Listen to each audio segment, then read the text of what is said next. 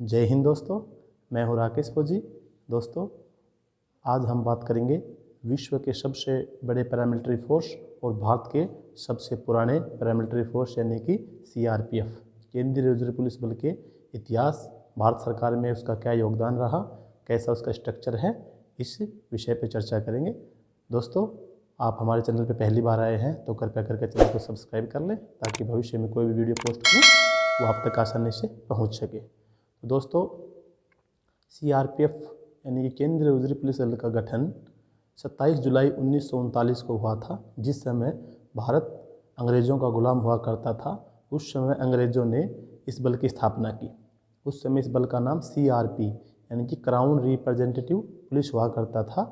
उस टाइम पर इस बल की स्थापना इस उद्देश्य से की गई थी कि उस समय में जो भारत के अंदर रजवाड़े यानी कि छोटी छोटी रियासतें थी, उनके अंदर शांति बनाए रखने के लिए इस बल की स्थापना की गई थी। इस बल की जो पहली बटालियन थी वो नीमच में स्थापित की गई थी ताकि वो सभी जो मध्य प्रदेश और राजस्थान के अंदर के जितने भी रियासतें थी उन रियासतों को अंदर शांति स्थापित करवा सके।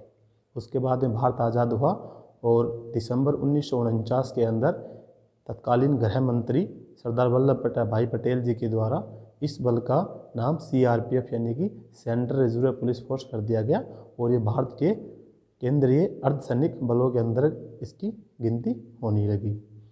अगर हम बात करें इसकी वर्तमान में, अगर इसकी जो सेवा कर रहे हैं कार्मिकों की संख्या तो लगभग 3.5 लाख कार्मिक अभी इस बल के अंदर ड्यूटियाँ कर रहे हैं। इस बल का जो मोटो है वो है सेवा और निष्ठा। यह बल गृह मंत्रालय के अंतर्गत काम करता है।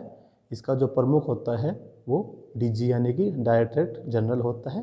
इसका जो हेड ऑफिस है वो दिल्ली के अंतर्गत है। इसके अलावा अगर हम इस बल की बात करें कि भारत की सेवा और सुरक्षा में इस बल का क्या योगदान रहा है, तो मैं आपको बताना चाहूँगा कि 1962 के युद्ध में जो चाइना के साथ भारत का युद्ध हुआ था, जिसमें भारत की हार हुई थी, उस युद्ध के अंदर सीआरपीएफ ने आर्मी को सहयोग किया था, जिसके अंदर सीआरपीएफ के 8 जवान भी शहीद हुए थे। इसके अलावा 1965 भारत पाकिस्तान युद्ध के अंतर्गत सीआरपीएफ ने आर्मी के साथ कंधे से कंधा मिलाकर युद्ध के अंदर अपना योगदान दिया था। 1965 से पहले जब बीएसएफ की स्थापना नहीं हुई थी, उस समय से जब सीआरपी बॉर्डरों की सुरक्षा करती थी, यानी कि जो भारत सरकार के बॉर्डर हुआ करते थे उनके ऊपर भी सीआरपीएफ ड्यूटी करती थी।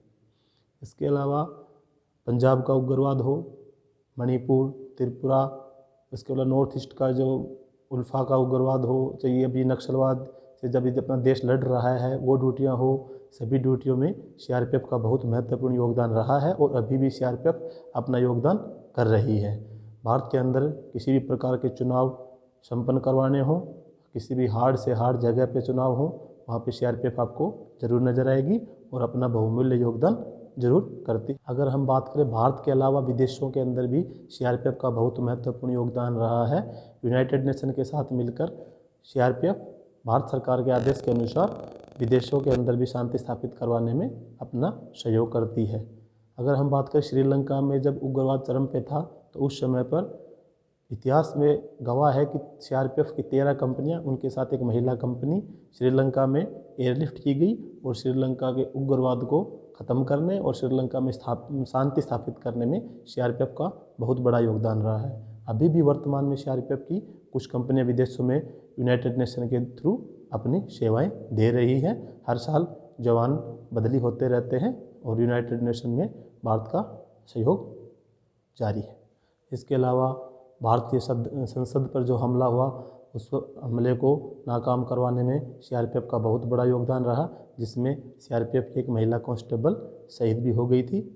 अब हम बात करते हैं सीआरपीएफ की चाइल्ड एजेंसीज़ के बारे में। सीआरपीएफ की चाइल्ड एजेंसीज़ कौन कौन है? इसमें सीआरपीएफ की child agency cobra, rapid action force, SDG, PDG. Cobra की अगर हम बात करें तो सीआरपीएफ के अंदर कोबरा की 10 यूनिट्स हैं, जिसको कोबरा कमांडो कहा जाता है। ये 10 यूनिट्स जो भारत के अंदर नक्सलवाद प्रभावित क्षेत्र हैं, जिसमें महाराष्ट्र, उड़ीसा, झारखंड, छत्तीसगढ़, वेस्ट बंगाल, इन सभी क्षेत्रों में कोबरा यूनिट्स डिप्लॉय रहती है और नक्सलियों से आर पार होती रहती है और नक्सलियों को खदेड़ने में कोबरा का बहुत महत्वपूर्ण योगदान रहा है। इसके अलावा रैपिड एक्शन फोर्स देश के अंदर कहीं भी सांप्रदायिक दंगे होते हैं, तुरंत अपनी कार्रवाई करते हुए रैपिड एक्शन फोर्स वहाँ पहुँचती है और दंगों को शांत करने में रैपिड एक्शन फोर्स की बहुत बड़ी भूमिका है। फिलहाल वर्तमान में सीआरपीएफ के अंदर रैपिड एक्शन फोर्स की 15 यूनिट्स कार्यरत हैं, जो कि अलग अलग क्षेत्रों में फैली हुई हैं, जो कि चुनाव ड्यूटियाँ, अन्य प्रकार की ड्यूटियाँ भी करवाती रहती हैं। इसके अलावा एसडीजी स्पेशल ड्यूटी ग्रुप, जो कि दिल्ली के अंदर वीआईपी लोगों को अपनी सुरक्षा प्रदान कर रही हैं। पीडीजी यानी कि पार्लियामेंट ड्यूटी ग्रुप, जो भारतीय संसद की सुरक्षा में पीडीजी अपनी ड्यूटी कर रही है।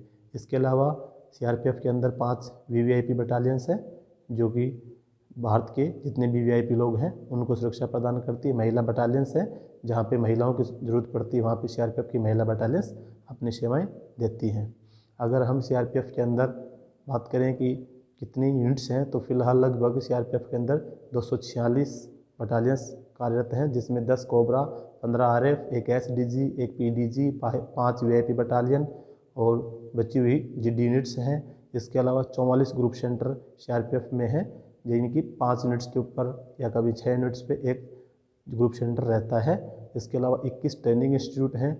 इसका जो सीआरपीएफ का हेडक्वार्टर है वो दिल्ली के अंदर है, जहाँ पर भारत सरकार के गृह मंत्रालय के अंतर्गत जितने भी ऑफिस आते हैं वहाँ पे सीजीओ के अंदर है।